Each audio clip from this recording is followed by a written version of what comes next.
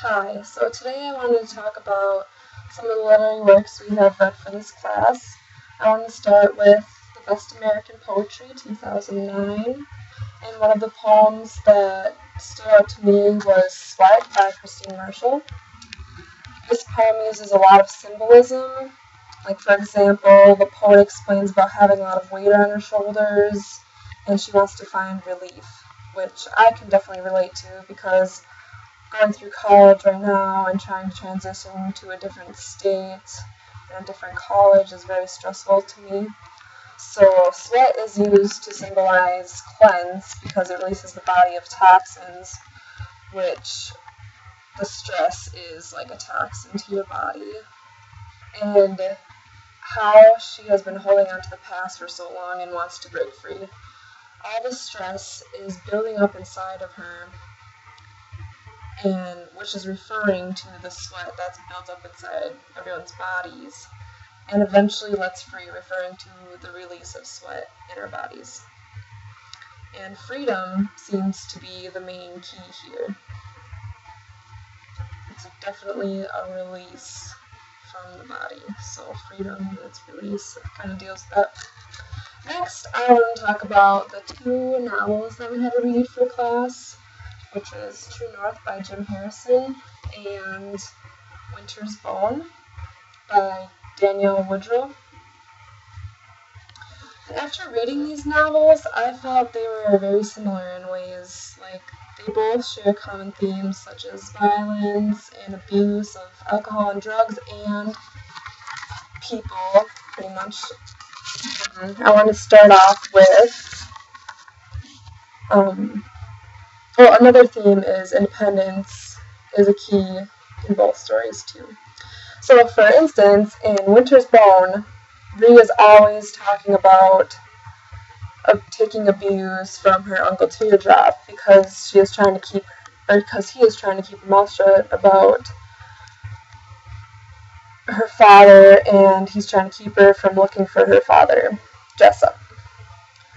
Bree also faces mental abuse and neglect from both parents. This is where independence also comes into play. She has to fend for herself most of her life for her two younger brothers and her mother, because her mother took too many medication and pretty much her brain is fried.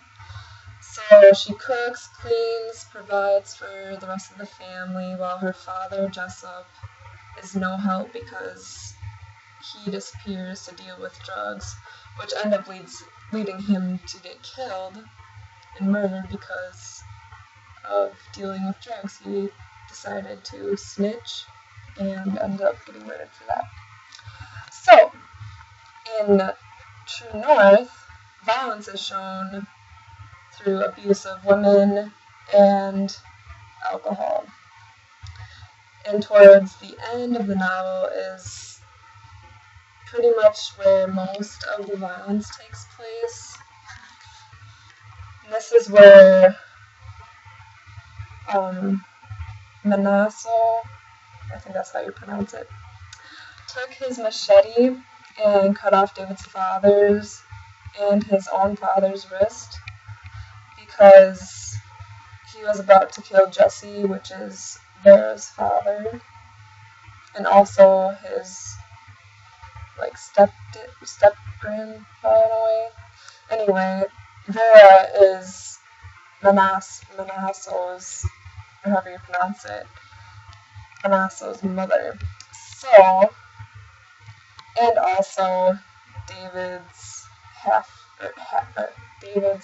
brother is Manasseh. Also, David seems very lost in his identity throughout most of the novel because of his father. He doesn't want to follow in his father's footsteps. And pretty much everything he does, he tries to avoid his father as much as he possibly can. So, because his father has done so many bad things, and everyone judges David on his father and his grandfather and his great-grandfather's actions. So everything that they have done in the past, anytime his name gets brought up, he is always judged because of his father and past grandfathers.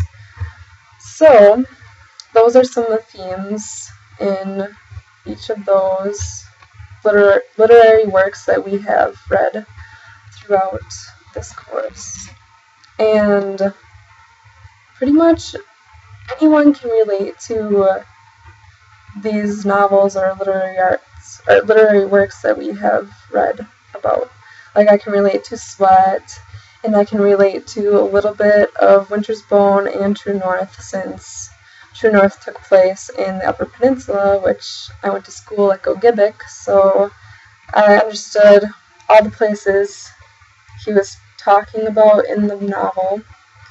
And also, I can just relate to some of the situations in both of those stories. Alright, thank you for listening.